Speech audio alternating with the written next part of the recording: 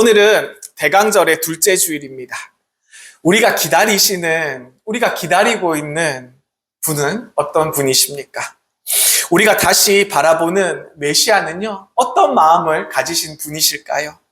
성경은요, 수많은 장면 속에서 예수님의 마음을 단 한 단어로 표현하고 있습니다. 설명하고 있습니다. 그 말은 뭐냐면요, 그것은 바로 불쌍히 여기셨다.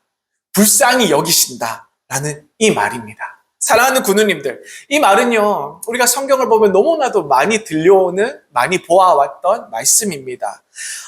너무 익숙하지만 이 말에 담긴 뜻을 생각해 보면 너무나도 크고 놀라운 사실을 우리가 잘 알 수 있습니다. 이 성경은요, 이 말 한마디로 불쌍히 여기신다라는 이 단어 한마디로 하나님의 아버지의 마음을 보여주고 계세요. 불쌍히 여기신다. 네. 이것은 뭐냐면, 이 말은요, 불쌍히 여기다. 이 원문으로 보면요, 헬라어 원문으로 보면, 스플랑크니조마이라는 말입니다. 불쌍히 여기다. 측은하다. 안타깝다. 이런 뜻으로 해석되는 단어인데요. 이것은 우리의 인생에 사람들에 의한 감정만 이야기하는 것이 아니라, 감정만 담긴 그런 뜻이 아니라, 이 단어는요, 너무 깊은 뜻을 가지고 있어요. 사람 속에 있는 마음들, 그리고 사람 속에 있는 내장, 그리고 창자, 이런 것들을 얘기합니다. 즉, 무슨 뜻이냐면 성경에서 말하는 불쌍히 여긴다라는 이 뜻은요, 장기들이, 우리의 속들이 막 다 뒤틀어질 정도로, 막 마음이 너무나도 아픈, 막 끊어질 정도로 극심한 아픈 고통을 의미하고 있다는 것입니다. 이것은요, 우리가 말로만 이렇게 어떤 일을 당했을 때 어떤 사람을 보았을 때 위로하잖아요. 참 안 됐다. 어떻게 하면 좋으니? 이렇게 말로만 하는 것이 아니라 지나갈 때 걱정된다. 걱정하고 있어요. 이런 말이 아니라, 그리고 우리가 카톡이나 문자로 이렇게 보내잖아요. 기도합니다. 기도하고 있을게요. 단순하게 SNS에 이렇게 그냥 한 줄 글로 올리는 이런 표현이 아니라, 그렇게 한 줄 올리고 잊혀버리는 마음이 아니라 속이 끊어지고 속이 아파오고 가만히 참을 수 없는 극심한 고통을 가지고 있는 그런 마음이 우리 예수님께서 표현하시는 불쌍히 여기다라는 이 말뜻에 담겨 있는 것입니다. 이것이 하나님 아버지께서 말씀하시는 불쌍히 여기심을 나타내는 말이심을 우리가 기억하시면 좋겠습니다. 대부분의 사람들은요, 사랑을 감정이라고 생각합니다. 그러나 성경은 사랑을 뭐라고 표현하냐면요, 의지적인 행동이라고 말하고 있습니다. 의지적인 행동이 필요하다는 것이죠. 내가 너 때문에 가만히 있을 수 없다라는 이 예수님의 불쌍히 여기심은요, 마음과 몸 그리고 감정과 동시에 모든 것들이 행동으로 같이 나오는 것을 이야기합니다. 우리가 예수님을 한번 생각해 보세요. 예수님께서 어려운 사람을 만났을 때, 불쌍한 사람을 만났을 때 어떻게 하셨습니까? 먼저 손이 움직입니다. 그리고 발이 움직이죠. 그에게 다가가죠. 그리고 예수님의 시선이 그에게 고정되는 것을 볼 수 있습니다. 그리고 다가가셔서 그를 만지십니다. 그죠? 그리고 위로해 주시고, 그리고 그 사람을 회복시키시는 것을 우리는 예수님을 통해서 볼 수가 있습니다. 예수님이 불쌍히 여기시면요, 그냥 슬퍼하는 것이 아니라 슬픔을 멈추시게 하는 사랑이시기 때문에 이런 것들이 가능하다는 것이죠. 사랑하는 우리 군우님들, 이 대강절을, 우리가 지나고 있는 이 대강절을 한마디로 정의할 수 있습니다. 기다림과 준비의 절기라는 것이죠. 그런데 우리는 무엇을 준비해야 될까요? 예수님이 오신다는 사실을 알고 있는 것만으로 우리에게 충분한 의미가 될까요? 아니죠. 아닙니다. 어떤 마음을 가진 예수님이 오시는지에 대해서 아는 것이 우리에게 필요하다는 것입니다.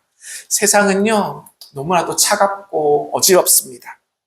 그리고 우리가 뉴스를 볼 때마다 폭력과 그리고 분노로 가득 찬, 그리고 증오로 가득 찬 뉴스를 매일매일 접하게 됩니다. 그리고 우리의 가족 안에는 어떻습니까? 늘 상처들이 존재합니다. 그리고 나이가 들어도 늘 해결되지 않는 외로움들이 우리에게 있기 마련입니다. 이런 우리의 연약한 모습을 향해서 예수님은 늘 한 가지의 감정으로 시작하십니다. 그것은 지금 말씀드린 우리를 불쌍히 여기신다라는 것이, 이것이 오늘의 복음의 출발점이 되는 줄 믿으시길 바랍니다.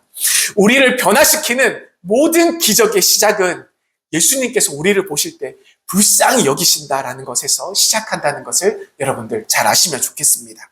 예수님께서 우리를 불쌍히 여기실 때 우리 인생에는요, 반드시 변화가 일어나게 되어 있습니다. 질병이 사라집니다. 그리고 눈물이 닦아집니다. 그리고 새로운 방향이 생기고요, 관계가 회복되고 영혼이 다시 살아나면서 새 생명이 우리 안에 시작되는 것을 우리는 느낄 수가 있습니다.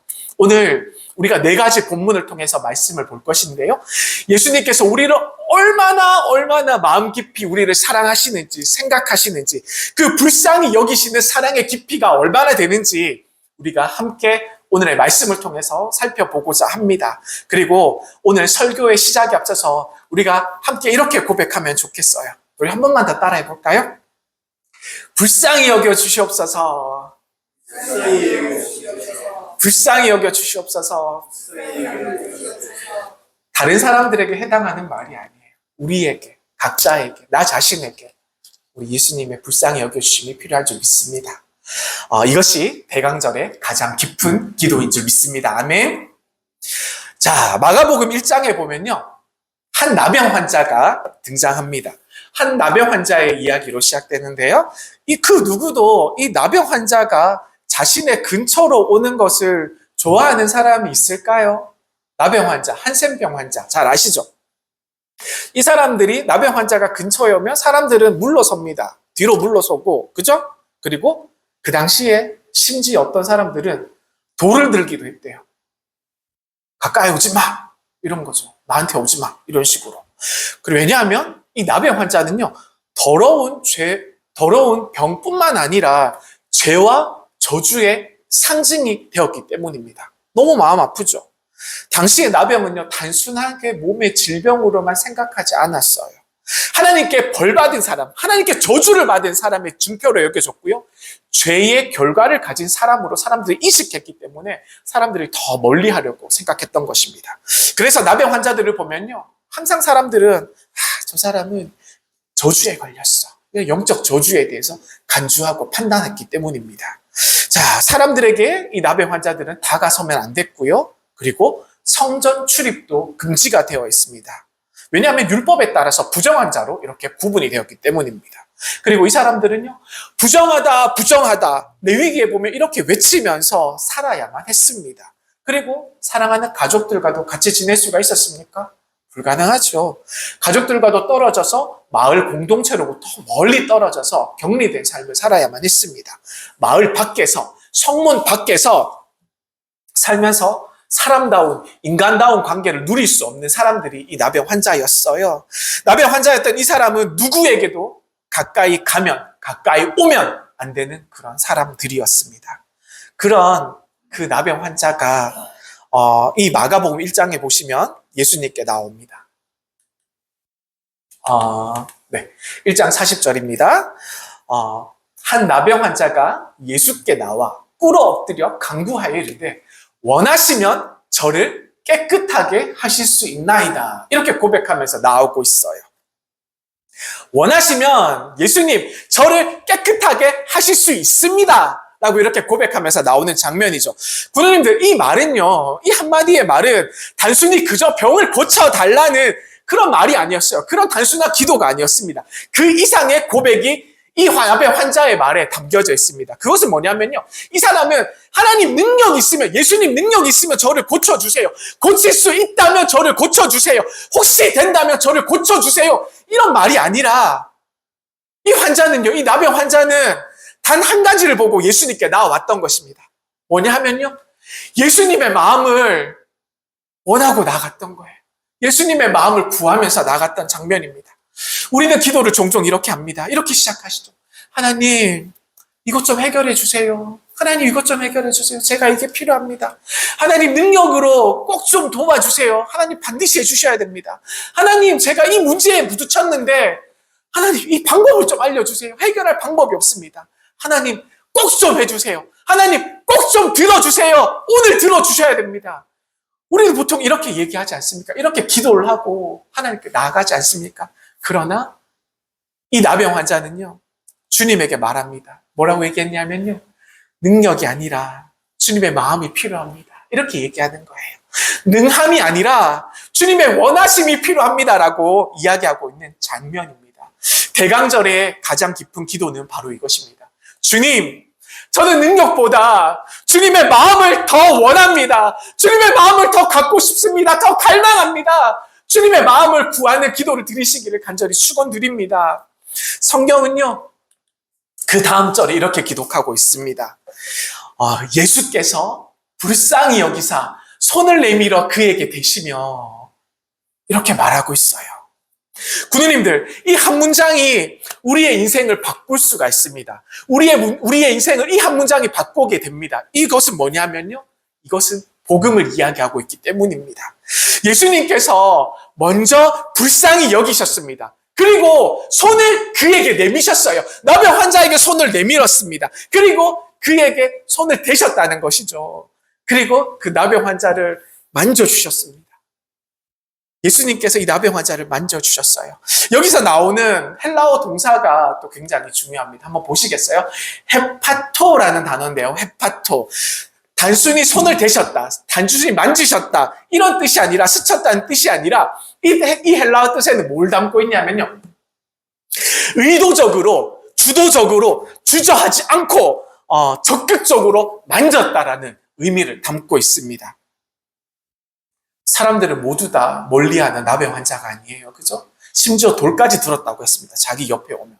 그러나 예수님께서는 의도적으로, 예수님께서 주저하지 않고 적극적으로 이 환자를 만져주셨다는 거예요. 놀랍지 않습니까? 왜 우리 주님께서는 이 나병 환자를 이렇게 손을 대시며 만져주셨을까요? 왜냐하면요, 이 나병 환자는요, 고침보다 먼저 주님의 만지심이 필요했기 때문입니다. 한센병은요, 나병 환자들은 사람들이 다 싫어하지 않습니까? 그래서 더럽게 생각하고 무섭게 생각했기 때문에 사람들은 먼저 이 나병 환자를 먼저 고립시켰습니다. 가까이 오지 마, 다가오지 마, 이런 식으로. 너희들은 저기서만 살아야 돼. 그리고 사람들은 이 나병 환자들을 먼저 판단했습니다. 너는 더러운 사람이야. 너는 저주받은 사람이야. 우리랑 섞일 수 없는 사람이야. 이렇게 판단을 하고 사람들 머릿속에 이렇게 딱 갇혀 있었기 때문이죠. 그리고 이 사람들은 결과적으로 이 나병 환자들을 멀리하였습니다. 그러나 우리 예수님께서는 다르지 않습니까? 우리 사랑의 예수님은 다르지 않습니까? 예수님께서는 먼저 주저하지 않으시고 먼저 다가가셔서 먼저 만지셨습니다. 그리고 제 생각에는 그를 꼭 안아주셨을 것 같아요. 나병 환자는 병 때문에 아팠지만 더 아픈 이유는 사람들의 시선 때문에, 사람들의 판단 때문에, 사람들의 이기적인 모습들 때문에 더 많이 아프고 더 많이 힘들었다는 것입니다. 더 아팠다는 것입니다. 왜냐하면 버려졌던 기억들이 있지 않겠습니까? 그리고 이름이 사라진 산들이 이들에게 있었기 때문입니다. 이 사람을 이름으로 불러줬겠어요? 그냥 더러운 환자라고만 얘기했겠죠. 그죠? 그리고 가까이 올 수 없는 사랑이 너무나도 그리웠기 때문입니다. 그 사랑 때문에 너무 아팠기 때문입니다. 사랑하는 가족들과 사랑하는 자녀들과도 다 떨어져서 지내야 되지 않겠습니까? 그리고 아무도 손을 내밀어 주지 않는 이 시간들이 그를 더 아프게 했다는 것입니다. 누구도 손 내밀어 주지 않는 그런 모습들, 얼마나 외로웠겠습니까? 이 나병 환자에게는요, 몸에 분명한 상처가 있었지만 그의 마음에는 보이지 않는 더 깊은 상처가 내면에 더 많이 있었다는 것이죠. 예수님의 기적은요, 예수님의 사랑은요, 아픈 몸을 고치기 전에 먼저 사람을 회복시키는 사랑인 줄 믿으시길 바랍니다. 그리고 주님은 우리의 자존심, 자존감의 벽을 붙들어 주십니다. 무너지지 않게 우리를 붙들어 주세요. 사람들의 시선 때문에 무너지고 부서진 자기의 가치를 우리 주님께서는 먼저 회복시켜 주셨다는 것입니다. 나는 아무것도 아니야. 이렇게 우리가 스스로 혼자 있을 때 우리 내면에서는요, 우리 자아가 우리 스스로를 얼마나 많이 공격하나요? 우리의 자아가 우리를 가만히 두지 않습니다. 산산조각 내려고 우리를 공격해요. 네가 뭔데? 넌 아무것도 아니잖아. 넌 아무것도 할 수 없잖아. 네 같은 사람이 뭔데? 우리가 스스로를 이렇게 공격을 해요. 그러나 우리 주님께서는 우리의 무너지는 우리의 자아를 붙들어 주신다는 것이죠. 죄책감에 오래되신 분, 실패에 묶인 분들, 관계 때문에 마음이 메말라 버린 분들, 나이가 들어간다는 이유로 쓸모가 없다는 여겨지는 모든 분들에게 우리 주님께서 이렇게 말씀하십니다. 나는 너를 잘 알고 있단다. 나는 너를 만진단다. 내가 너를 감싸 안아줄게. 걱정하지 마. 내가 너와 함께 있을 거야. 사람들이 만져주지 않는 그런 사람에게 예수님께서 먼저 다가가 만지시는 것입니다. 그리고 예수님은 고립된 관계를 먼저 풀어주십니다. 치유보다 먼저 접촉이 필요한 것입니다. 기적보다 먼저 따뜻한 포옹이 필요한 것입니다. 능력보다 하나님의 사랑이 필요한 것입니다. 이것이 불쌍히 여기는 마음입니다. 이것이 우리 하나님의 방식입니다. 주님은 내 문제보다 나라는 존재에 대해서 먼저 붙들어 주십니다. 내 문제는 문제일 뿐 나에 대해서 정체감을 뺏을 수가 없어요. 이 대강절에 우리가 바라보아야 할 예수님은 병을 고쳐주시는 기적의 예수님이 아니라 먼저 우리에게 다가와서 상처 많은 우리에게 다가와서 나에게 다가와서 나를 먼저 만지시는 우리 예수님, 나를 감싸 안아주시는 우리 예수님을 먼저 만나셔야 될 줄 믿습니다. 우리가 오늘 성결의 예배를 드리면서 이렇게 기도하기를 원합니다. 주님, 저를 만져주시옵소서. 저는 주님 해결보다 주님의 사랑이 더 필요합니다. 고쳐주심보다 주님의 만져주심이 저에게는 더 필요해요. 이렇게 고백하기를 원합니다. 예수님, 저를 불쌍히 여겨주시옵소서. 그리고 두 번째입니다. 여리고성 주변에는 늘 사람들이 많이 있었습니다. 그러나 아무도 앞을 못 보는 맹인 한 사람에게는 아무런 관심이 없었어요. 그 맹인의 이름은 성경에 나오는 바디메오. 그는 성경에 나오는 기록된 사람들 중에서 몇 안 되는 이름을 가진 거지 중에 한 명입니다. 이 바디메오가요, 왜 성경에 기록되어 있을까요? 하나님께서는 왜냐하면 이 바디메오의 눈물의 시간을 잘 알고 계시기 때문입니다. 그에게 있어서 보이지 않는 것들이 문제가 될 수 있었지만 이거는 사실 큰 문제가 아니었어요. 보이지 않는 채로 살아와야만 했던 슬픈 시간들이 그에게 있어서는 문제였던 것입니다. 그는 늘 어떻겠습니까? 앞이 보이지 않잖아요. 더듬더듬 거리면서 바닥과 벽만을 만지면서 살아가야 했었을 것입니다. 그리고 늘 앞이 보이지 않기 때문에 다른 사람의 도움을 구하면서 살아야만 했습니다. 그리고 늘 가난한 자잖아요. 그리고 거지라고 기록되어 있잖아요. 그래서 늘 버려진 모습으로 살아야 됐습니다. 그리고 구걸을 하면서 살아야만 했지요. 그리고 늘 구걸하려면 어떻게 합니까? 엎드리고 있으면 되나요? 아닙니다. 외쳐야 되잖아요. 도와주세요. 저를 도와주세요. 이렇게 외쳐야 되잖아요. 이렇게 외침 속에서 늘 조용히 해! 이런 말을 들으면서 무시당하면서 살아가는 삶을 살아야만 했습니다. 어느 날 그는 한 소문을 들었습니다. 예수님께서 우리 마을에 오신대. 이런 소문을 들었습니다. 이 능력의 예수님께서 오실 때 이 바디메오는 머뭇거리지 않았어요. 그는 반복해서 외쳤습니다. 뭐라고 외쳤냐면 마가복음 10장 47절에 이렇게 기록되어 있습니다. 다윗의 자손 예수여 나를 불쌍히 여기소서 하거늘 이렇게 외치고 있습니다. 여기서 성경은 아주 중요한 장면을 우리에게 기록해서 보여주고 있습니다. 사람들은요, 이 말을 듣고 바디메오를 꾸짖었습니다. 조용히 해!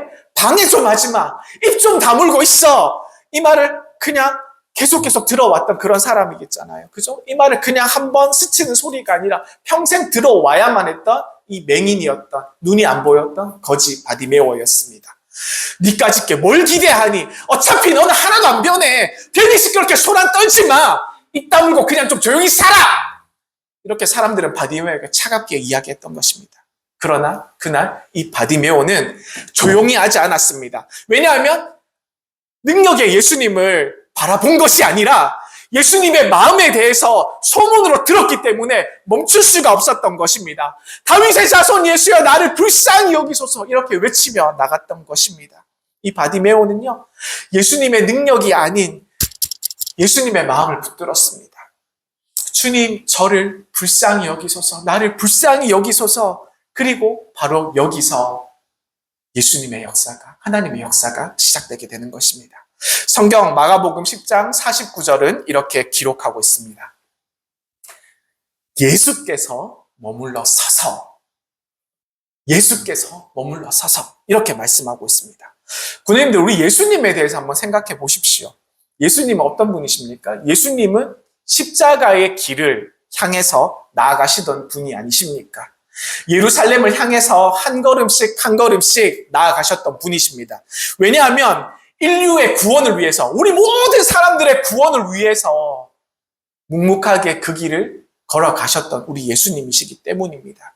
그런 예수님께서 이 소경, 이 맹인, 눈 못 보는 이 거지의 외침, 이 한 명의 거지의 외침의 소리를 듣고 예수님께서 멈추어 서셨어요. 예수님께서 그 자리에 머물러 서셨어요. 이것이 불쌍히 여기심의 두 번째 은혜입니다. 예수님은요, 우리의 사정을 해결하기 위해서 우리의 울부짖는 소리에 들으시고 그 순간에 멈춰 서셔서 우리의 이야기에 귀를 기울여 주시는 우리의 예수님이십니다. 사람들은 바디메오에게 이렇게 얘기했잖아요. 조용히 해, 입 좀 다물고 있어. 왜 이렇게 시끄럽게 하는 거니? 이렇게 예수님께서 사람들에게 이야기했을 때 예수님께서는요, 이렇게 말을 하고 있는 것입니다. 그를 부르라. 그를 이쪽으로 데리고 오라. 이렇게 예수님께서 말씀하지 않습니까? 사람들은 막았지만 예수님께서는 바디메오를 자신의 곁으로 초청해 주셨습니다. 그리고 그 유명한 대화가 시작됩니다. 너에게 무엇을 하여 주기를 원하느냐? 예수님께서 바디메오에게 이렇게 물어보셨어요. 군우님들, 여기서 놀라운 사실 우리가 하나를 더 만나게 됩니다. 이것은 뭐냐면요, 예수님께서 이 바디메오가 앞 못 보는 소경이라는 것을, 맹인이라는 사실을 우리 예수님께서는 모르셨을까요? 예수님께서 모르고 물으셨을까요? 아닙니다. 알고 있으시잖아요. 너무너무 잘 알고 있으시잖아요. 그런데도 예수님께서는 물어보셨던 것입니다. 네가 무엇을 원하느냐? 내가 너에게 무엇을 해주기를 원하느냐? 이렇게 물어보셨던 것이죠. 이것은 무슨 뜻이냐면요, 예수님께서 바디메오에게 요청하시는 것입니다. 너의 마음을 내게 들려주렴. 네 마음을 이야기를 나한테 좀 해주렴. 이렇게 예수님께서 이야기하고 요청하는 장면이라는 것입니다. 왜일까요? 왜 그러셨을까요? 예수님은 상처의 사연을 먼저 들으시는 우리 예수님이시기 때문입니다. 그리고 예수님은 우리를 치료하시기 전에 먼저 우리와 대화를 하시기 원하시는, 우리의 목소리에 귀를 기울이시는 우리 예수님이시기 때문입니다. 그리고 우리 예수님은요, 기적보다 관계를 먼저 세우시는 분이시기 때문입니다. 그래서 이 바디메오가 얘기합니다. 선생님이여, 보기를 원하나이다. 보기를 원하나이다. 이렇게 얘기하죠. 그리고 주님은요, 단 한마디로 이 바디메오의 눈물을 멈추게 하십니다. 뭐라고 그러셨냐면요, 내 믿음이 너를 구원하였느니라. 아멘. 바디메오는요, 그의 몸만 고침을 받은 것이 아니라 영혼의 회복까지 받게 된 것입니다. 눈을 뜬 것만 아니라 다시 주님을 따르는 삶을 살게 된 것이죠. 바디메오는 더 이상 길가에서 앉아서 구걸하는 눈먼 거지가 아니었습니다. 성경에 기록된 그 후로 예수님을 따라갔던 예수님의 제자가 된 것입니다. 사랑하는 군우님들, 이것이 불쌍히 여김의 능력인 줄 믿으시길 바랍니다. 오늘도 우리 주님은 우리에게 묻고 계십니다. 너에게 무엇을 해주기를 원하느냐? 너에게 무엇을 해줄까? 무엇을 원하는지 나한테 얘기 좀 해주렴. 이렇게 얘기하시는 것입니다. 그리고 주님은 지금도 우리의 외침 앞에 서서 멈춰서 계신다는 사실을 우리가 기억하시면 좋겠습니다. 주님은 우리의 문제를 보시기 전에 우리의 눈물을 먼저 보신다는 사실을 우리는 기억하며 나아가야 될 줄 믿습니다. 그리고 세 번째입니다. 예수님은 사람들을 보실 때 군중들, 사람들이라고 부르지 않았습니다. 오늘 본문 마태복음 9장 36절에 보면 이렇게 말씀하십니다. 무리를 보고 불쌍히 여기시니 이는 그들이 목자 없는 양과 같이 고생하여 기진함이라. 이렇게 표현하고 있습니다. 군우님들, 이 말씀은요, 이 무리에 대해서, 이 많은 사람들에 대해서 단순하게 묘사하고 설명하는 그런 말씀이 아닙니다. 이 구절은요, 이 메시아의 마음에 대해서 너무나도 자세하게 보여주는 장면입니다. 예수님은 그날 수많은 사람들 앞에 서 계셨습니다. 병든 사람들도 있었겠지요. 그리고 문제가 너무나도 많은 사람들도 있었겠죠. 그리고 인생에 꼬여버려서 어떻게 풀 수 없는 그런 사람들도 있었을 것입니다. 그리고 희망을 잃어버린 사람들도 그 가운데서는 많이 있었을 것입니다. 사람들이 그냥 우리가 보기에는, 겉으로 보기에는 그냥 많은 사람들이었을 뿐이에요. 그냥 많은 사람들, 그저 그냥 많은 사람들. 그러나 예수님께서는요, 그들을 다르게 보셨던 것입니다. 어떻게 보셨냐면요, 성경에는 목자 없는 양과 같이 이렇게 표현이 나오지 않습니까? 이 목자 없는 양에 대해서 우리가 한번 주목해 보길 원합니다. 이것은 무슨 뜻이냐면요. 완전히 방향을 잃어버린 존재에 대해서 이야기하는 것입니다. 완전히 방향을 잃고 어디로 가야 될지 모르는 그런 뜻을 가지고 있는, 너무나도 가슴 아픈 뜻을 가지고 있는 그런 목자 없는 양이라는 표현이 여기 등장하는 것입니다. 이 양들에게 가장 큰 위협은 무엇일까요? 양들은 싸움을 잘 하나요? 뿔이 있잖아요. 커다란 뿔.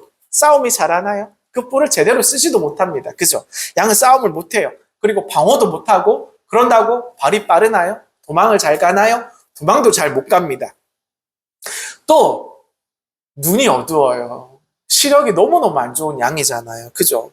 그래서 양의 진짜 문제는 적이 아니라, 적들이 정말 무서운 존재들이 아니라 양에게 있어서 정말 큰 문제는, 가장 큰 문제는 양들이 가야 할 길을 모른다는 것입니다. 양들이 무리가 뭉쳐있으면 어디로 가야 할지 알 바를 모른다는 것이죠.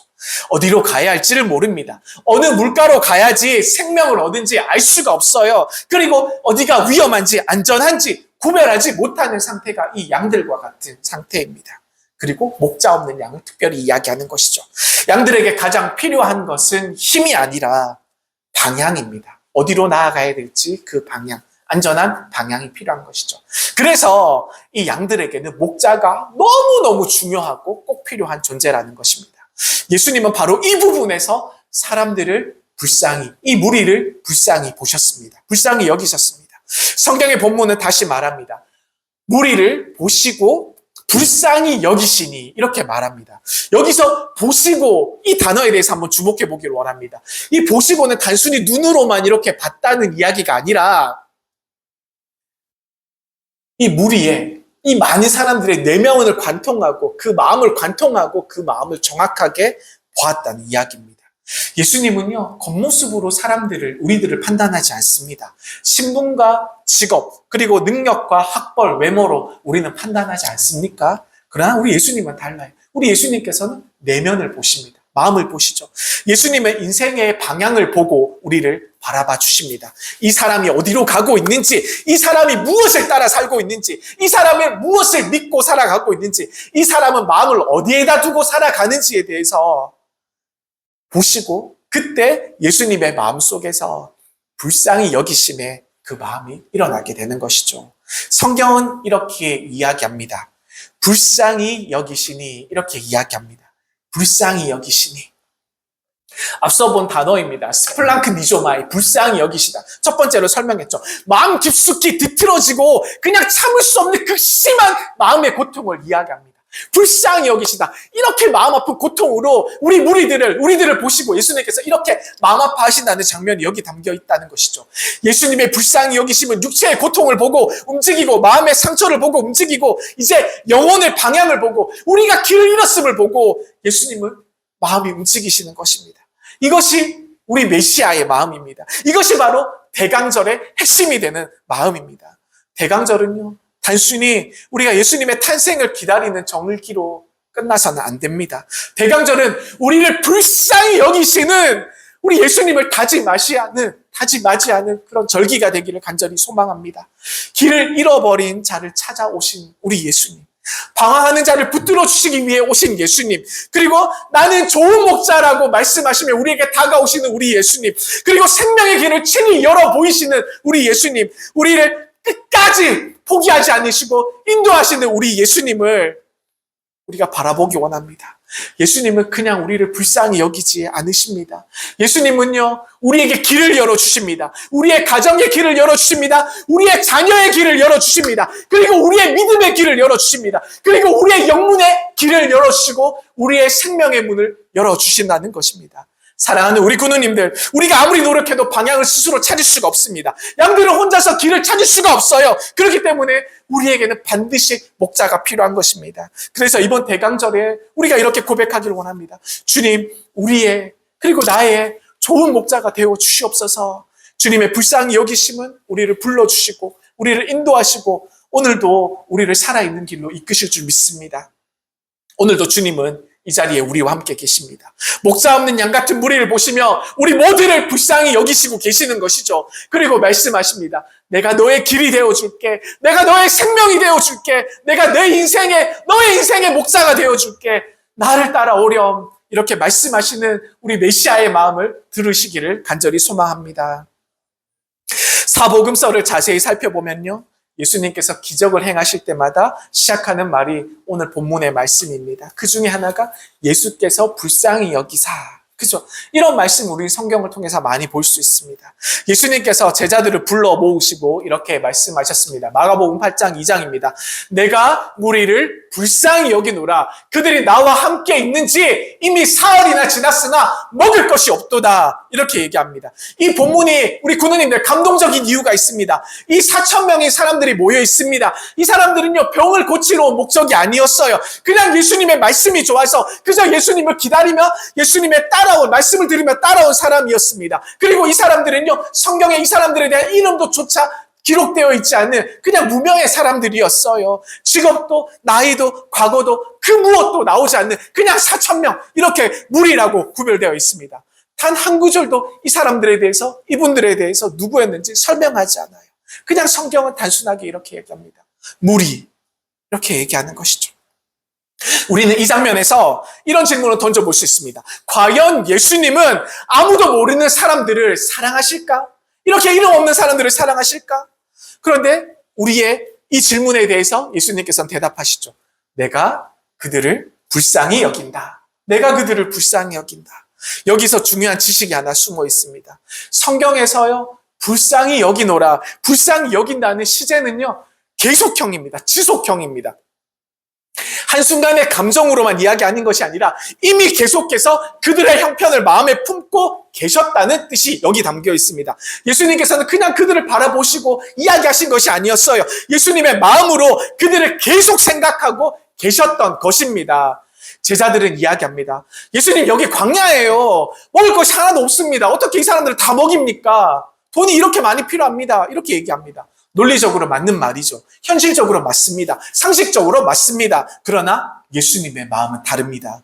마가복음 8장 3절에 보면 만일 내가 그들을 굶겨 집으로 보내면 길에서 기진하리라. 그 중에서는 멀리 온 사람들도 있느니라. 이렇게 말씀하십니다. 이 한 말씀을 더 깊이 묵상하면요, 이 말씀을 더 깊이 묵상하면 놀라운 깨달음을 우리는 얻을 수 있습니다. 예수님은요, 그들의 영혼에 대해서 말씀하지 않으십니다. 이 말씀에 대해서 그들의 몸에 대해서 이야기하고 계시는 거예요. 그들의 배고픔에 대해서 말씀하고 계시고 그들의 피곤함에 대해서 그들이 기진하리라, 그들이 기절하리라 이렇게 얘기하는 것에 대해서 걱정하고 말씀하시는 것입니다. 왜냐하면요, 예수님은 작은 고통도 작은 문제도 보시지 않기 때문입니다. 그리고 예수님께 있어서 배고픔도 기적의 이유가 되시기 때문입니다. 그리고 예수님은 사소하다는 느껴지는 그런 영역도 예수님의 관심의 대상이 되기 때문입니다. 군인님들 살아가면서 혹시 이런 생각들 해보신 적 있으시죠? 이 정도의 문제 가지고 내가 하나님께 기도해도 될까? 이런 문제도 너무 작은 건데 이런 것도 기도해도 될까? 이건 너무 사소한데 우리 하나님이, 우리 예수님이 나한테 이 문제로 관심을 가져주실까? 우리가 이렇게 생각할 수 있습니다. 그러나 오늘 성경은 우리에게 강력하게 우리에게 말씀합니다. 예수님은 잊힌 자의 아픔까지도 기억하신다는 것입니다. 예수님은 사소한 고통까지도 알고 계신다는 것이죠.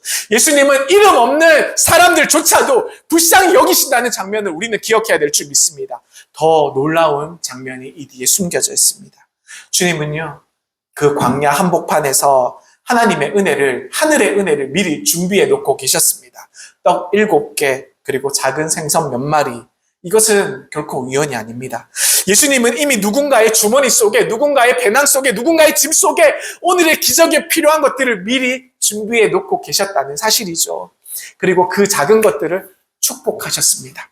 그리고 늘리셨죠. 그리고 나누셨습니다. 그리고 사람들이 배불리 먹고 남았습니다. 얼마나 남았습니까? 성경은 7광줄이나 남았다고, 가득 남았다고 기록하고 있습니다. 사랑하는 군우님들, 우리 하나님의 불쌍히 여기심은 계산이 아닙니다. 풍성함인 줄 믿으시길 바랍니다. 예수님은 우리에게 이렇게 마치 말씀하시는 것 같습니다. 나는 너희가 버틸 만큼 주지 않는다. 나는 너에게 넘치도록 줄 거야 라고 말씀하신 우리 하나님이십니다. 나를 잊은 사람도, 나를 기억하지 못하는 사람도, 세상에서 아무도 주목하지 못한 사람이다 할지라도 우리 예수님은 기억하고 계십니다. 그리고 우리에게 말씀하시죠. 내가 너를 불쌍히 여기노라. 대강절에 우리가 다시 붙잡아야 할 소망이 있습니다. 아무도 나를 몰라도 예수님께서는 나를 기억하고 있다는 사실입니다. 아무도 관심이 없어도 예수님께서 나를 불쌍히 여기신다는 사실입니다. 그리고 아무리 사소한 것이라도 예수님께서는 그것에 마음을 품고 계신다는 사실을 믿으시길 바랍니다. 오늘 성결의 예배를 드리는 우리 모두에게 이 잊힌 작은 자를 기억해 주신 주님의 사랑이 은혜로 눈물로 감동으로 흘러 넘치기를 간절히 축원드립니다. 사랑하는 군우님들, 성경을 자세히 보면 놀라운 사실 하나가 드러납니다. 예수님께서 불쌍히 여기신 사람들은요, 모두 모습들이 다, 갖가지 형편들이 다 달랐다는 거예요. 병든 사람들도 있었지요. 그리고 가난한 사람들도 있었지요. 그리고 방향을 잃은 무리도 있었지요. 그리고 이름조차 기록되지 않는 사람들도 나왔다는 것입니다. 그러나 예수님의 시각은 언제나 같았습니다. 나는 너를 바라보고 있단다. 나는 너를 놓치지 않는단다. 나는 너의 마음까지 다 알고 있단다. 이렇게 얘기하시는 것이죠. 이 네 가지 본문은 각각의 다른 인물, 그리고 다른 문제, 다른 절망들을 보여줍니다. 그러나 결론은 단 한 가지로 압축될 수 있습니다. 예수님의 불쌍히 여기심은요, 부분적인 치료가 아니라, 그냥 단순히 몸의 치료가 아니라 전인적인 회복이었다는 것입니다. 나병 환자를 고치셨습니다. 단지 병을 치료한 것이 아니라 사람들과 다시 만나고 잃어버린 존엄을 되찾게 해주신 분이셨던 것이죠. 그리고 바디메오의 상처난 마음을 끌어안지 않았습니까? 눈이 안 보여서 어두워서, 그리고 구걸하던 그 인생에 예수님께서 생명으로 초청해 주셨습니다. 그의 눈물을 보시고 그의 치유가 아닌 영혼의 회복으로 말씀하시며 예수님의 제자로 삼는 말씀이 여기 담겨져 있습니다. 그리고 목자 없는 무리들에게 영혼의 길을 보여줬습니다.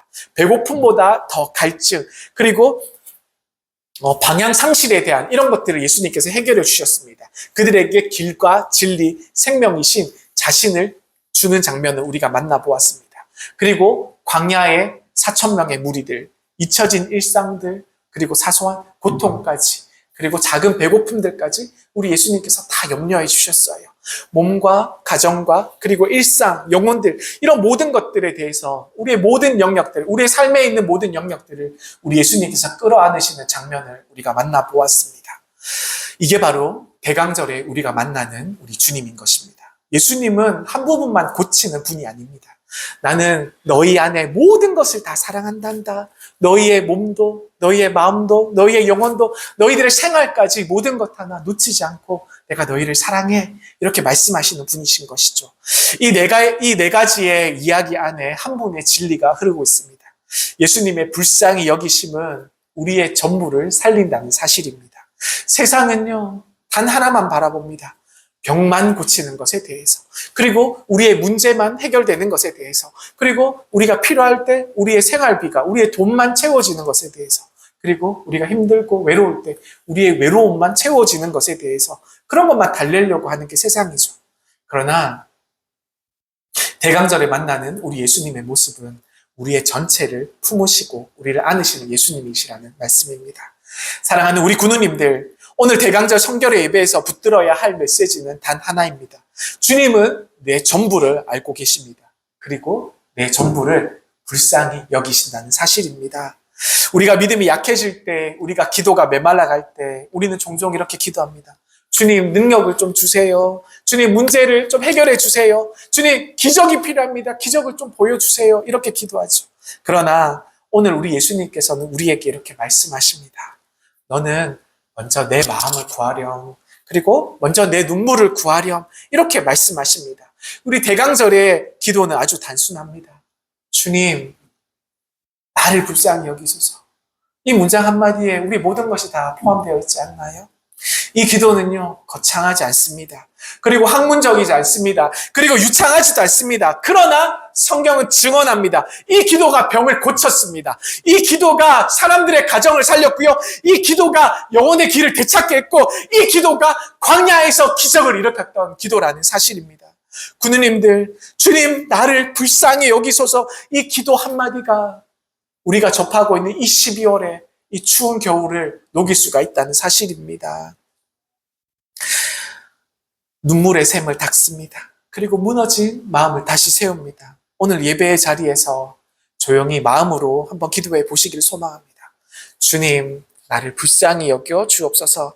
이 기도가 하늘을 움직인다는 것을 기억하시길 바랍니다. 이 기도가 진짜 예수님의 마음을 움직인다는 사실을 우리가 기억하며 나아가기를 소망합니다. 그리고 이 기도가 우리의 인생을 회복한다는 사실을 우리가 기억하시기를 간절히 소망합니다. 대강절의 진짜 준비는요, 장식이 아닙니다. 크리스마스 트리나, 그리고 크리스마스의 분위기, 그리고 이벤트, 각종 파티들, 각종 모임들, 이런 것들이 진짜가 아니라는 사실이죠. 예수님의 마음을, 우리 예수 그리스도의 마음을 내 마음에 모시는 것, 이것이 정말 중요하다는 것입니다. 말 못할 눈물을 들어주시죠. 그리고 상처 있는 사람들 곁에 앉아주게 되죠. 그리고 방향 잃은 영혼들에게 다가가서 길을 보여주는 것들, 이것들이 우리에게 필요한 대강절의 영성이고 이것들이 성령의 열매인 줄 믿으시길 바랍니다.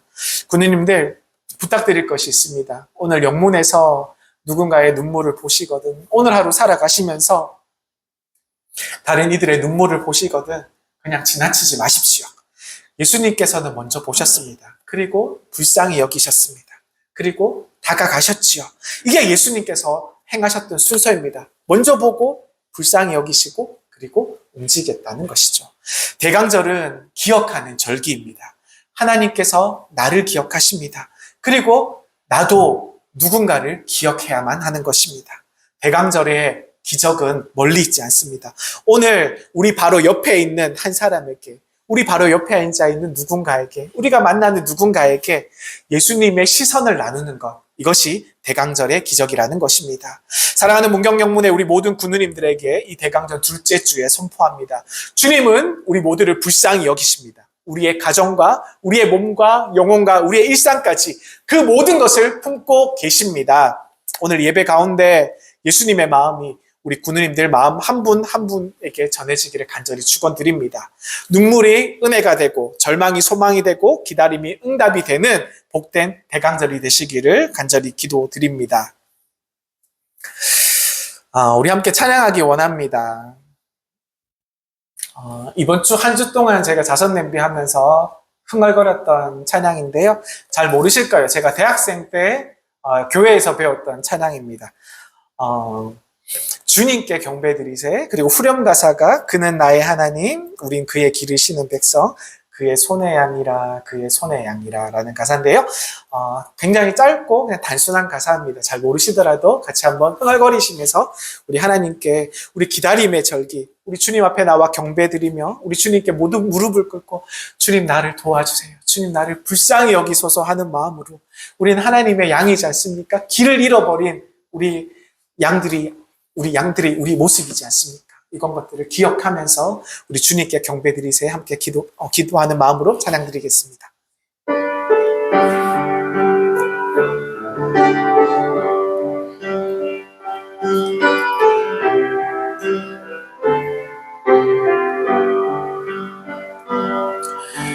주님께 경배드리세.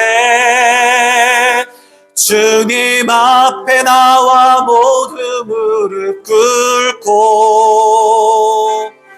주님께 경배드리세.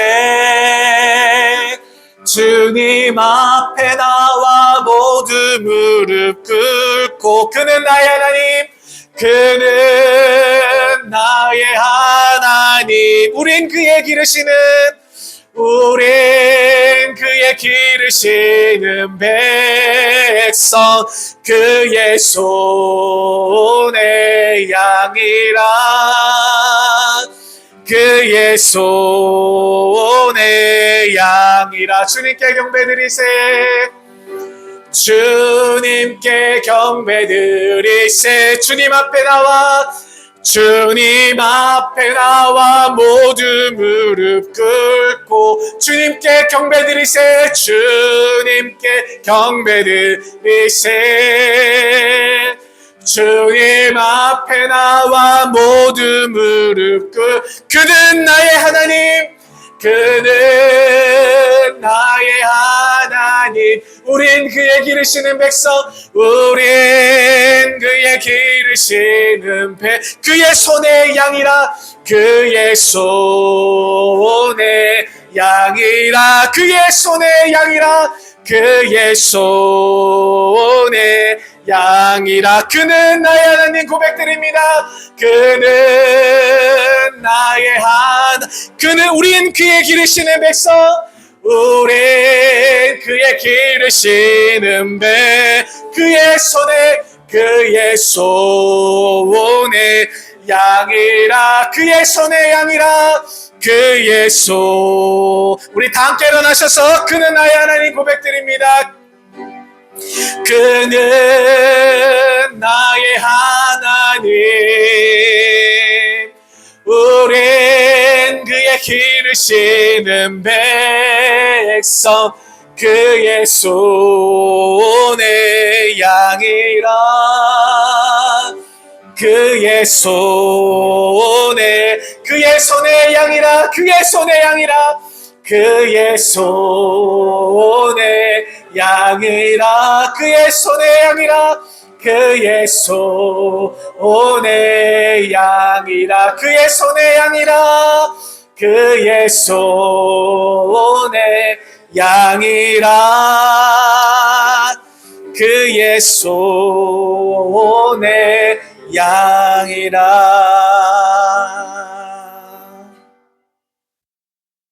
하나님, 우리를 불쌍히 여겨 주시옵소서.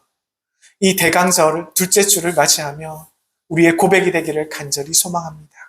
우리 주님 앞에 나와 우리 길 잃은 양의 무리들을 주님께서 불쌍히 여기심과 같이 주님, 우리의 마음을 다스려 주옵시고 우리의 목자 되셔서 그의 손에 양으로 품어주시고 우리와 함께하여 주옵소서.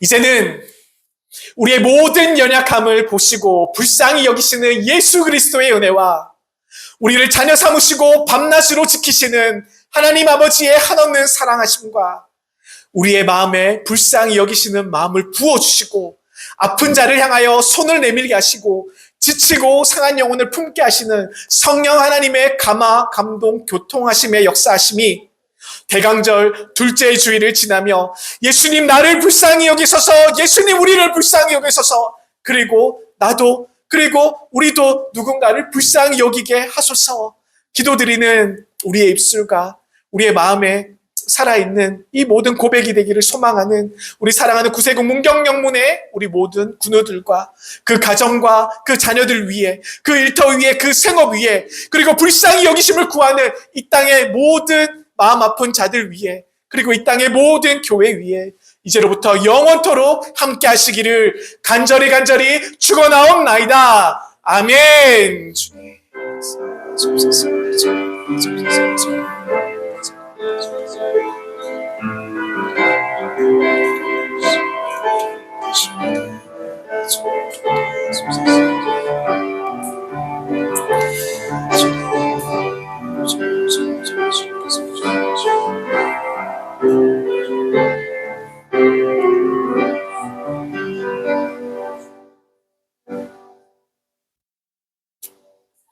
감사합니다. 성결 예배를 마치시겠습니다.